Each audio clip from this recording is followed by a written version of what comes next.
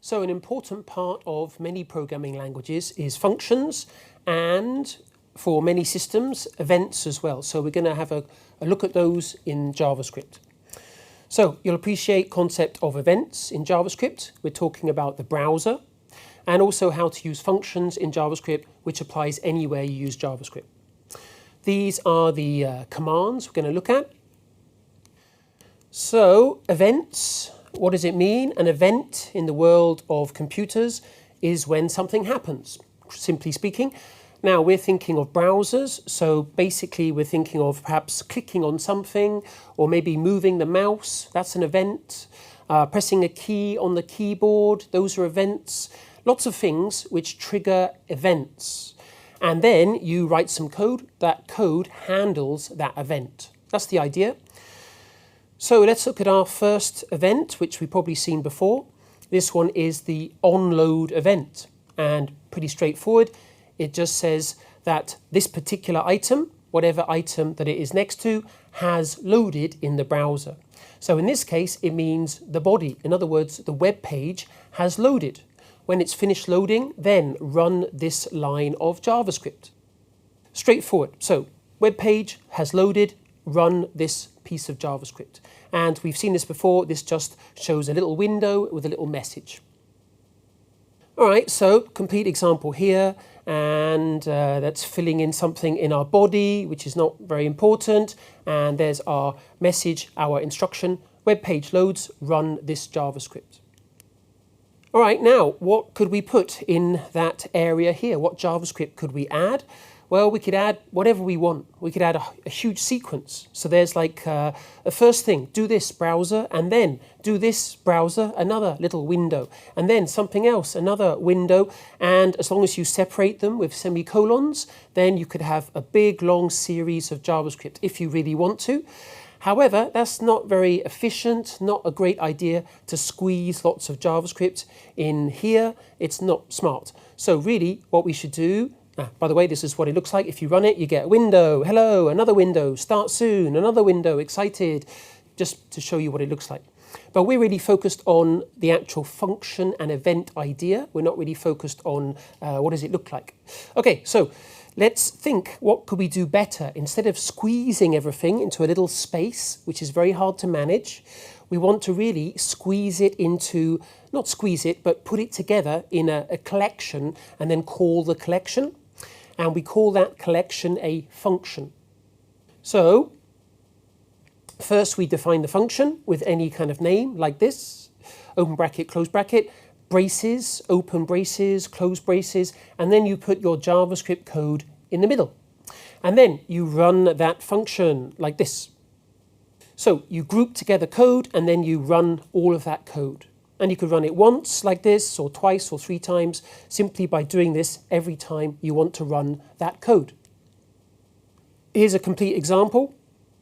So this is the web page, and we said when we load the web page, finish loading, now we're using a function. Greet the user, come up here, greet the user. It's a function we've made to put together that code. And so it does the same thing, alert window, prompt window, and then it's finished. All right? But it's much more efficient to organize things like this with functions. All right, so what can we do with functions? Well, if you've done any kind of programming before, then you'll know these kind of things. We could pass something to a function. So that comes up in here. So you run the function like this, whatever the name is, and then you pass something to the function like this. That comes up in here. Cats has the value 10 if we run it like this. Cats has the value 10. You do something clever using the variable cats, and that is how we can pass a value to a function. All right, what else could we do? We could get an answer back from the function, a response from the function. So let's say we say, okay, run that function. Up it comes here, it runs the code, whatever's in here. And this time it's going to return some kind of response. Maybe there's a variable called answer, and in here you work out the value to put in answer. And then the value comes back, and then it goes to the left-hand side, and it gets stored in a variable, and it gets used in some way. Okay, you don't have to use a variable. You could, return 10, something like that. Return text, dogs, something like that. You could return text, you could return a number, you could return lots of things in JavaScript, and then you might store them and show them on the screen, hundreds of things you could do. Okay, so that's the basic idea of returning an answer from a function. So here's a simple example here. When you load this file, you get to see a little message. This is my naughty home page. And then it runs a JavaScript code. Check the user's age. When the web page is loaded, check the user's age. That's down here. So what does that say? It says, okay, let's run another function. Just for example, two functions working together. Check the age of the user. Is it less than 18? If it is, up comes a little window. Please go to another page. You cannot look at this web page. What is this? Age of user. That's down here. Age of user. What does it do? It basically just gets some input using prompt from the user. What is your age? Stores it and then converts it to an integer. All right, and then stores that and then returns the integer number. The number gets returned. Whatever they type in, that number comes here. So if they type in 99, okay, then 99 comes here. Is 99 less than 18? It is not. So there will be no message shown. What happens if they load the page and then they type in 5? Okay, 5 will come in here as text. Then we have to convert it to a number, like an integer over here. Return the number over here.